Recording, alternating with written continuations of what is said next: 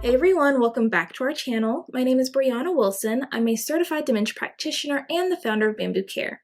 In today's video, I wanted to address a question/statement that was asked by a caregiver.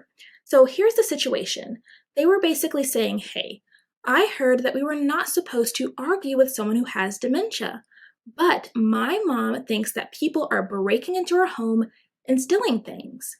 And she thinks that her children are the ones that are hiring these people to break into her home. However, that's not what's actually happening at all. What's happening is that my mom is taking her own items, moving them somewhere, and then forgetting that she's the one who messed with them and put them somewhere else. So are we really not supposed to argue? What are we supposed to do? Are we just supposed to agree with what they're saying and all of their claims? Help. So this is a great question. So first things first, yes, you are really not supposed to argue with someone who has dementia. And secondly, the opposite of arguing is not actually agreeing. So let's talk about it. Why would we not want to argue with someone who has dementia? Well, the honest truth is because it's just not going to be productive. It could even be counterproductive to what you are trying to achieve.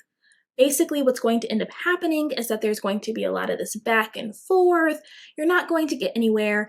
And then one or both people is going to end up being irritated and angry. And then over time, it has the potential to actually taint the relationship, which we don't want, right? So what is important to understand is that at some point along the disease process, a person with dementia becomes incapable of using logic and reasoning as a tool to process information.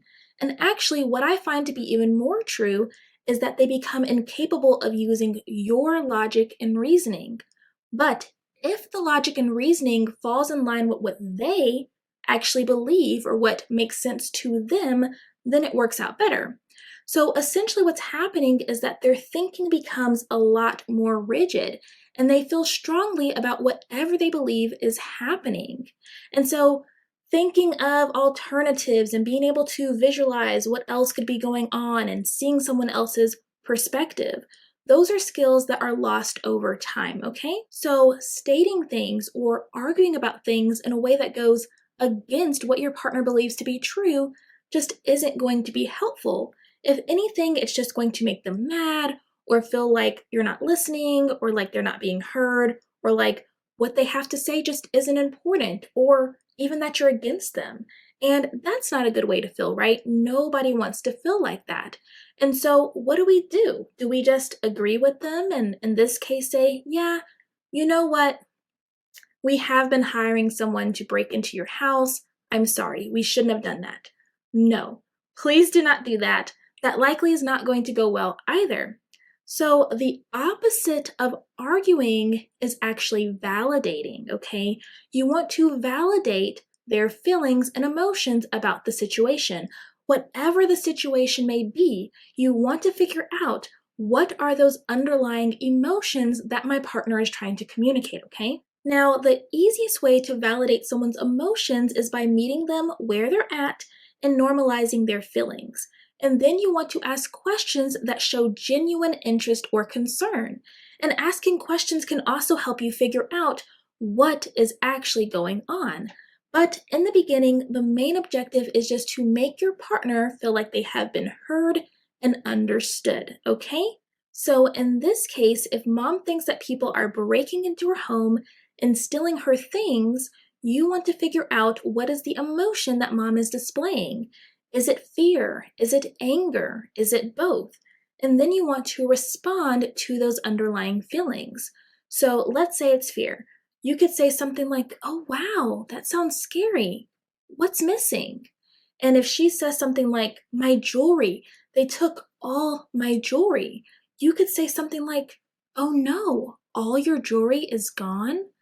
Well, hopefully no one took it. Maybe it's somewhere around the house. Would you mind if I took a look around to see if I can help find your jewelry? What do some of the pieces look like? Right? Because now you have validated their concerns and showed that you have taken seriously what they've said, and now you're trying to help, right? Now, in this situation, you know that the jewelry is probably somewhere in the house because nobody has been breaking into the home.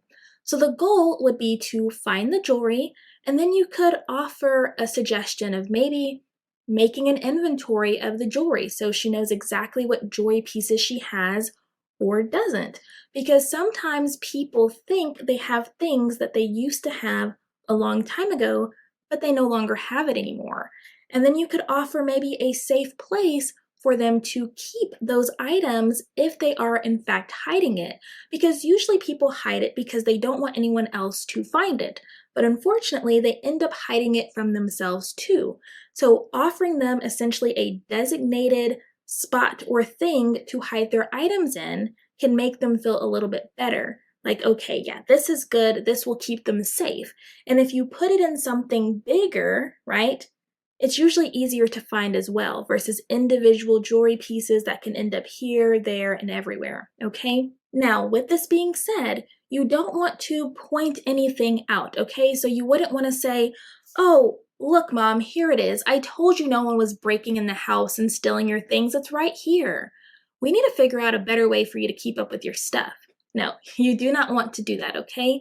All you want to do is validate their emotions, figure out if you can solve the problem, and offer a solution that may help it from happening again. But you don't need to point anything out because it's just not going to be helpful, okay? So all in all, if you can, please try not to argue with your person with dementia.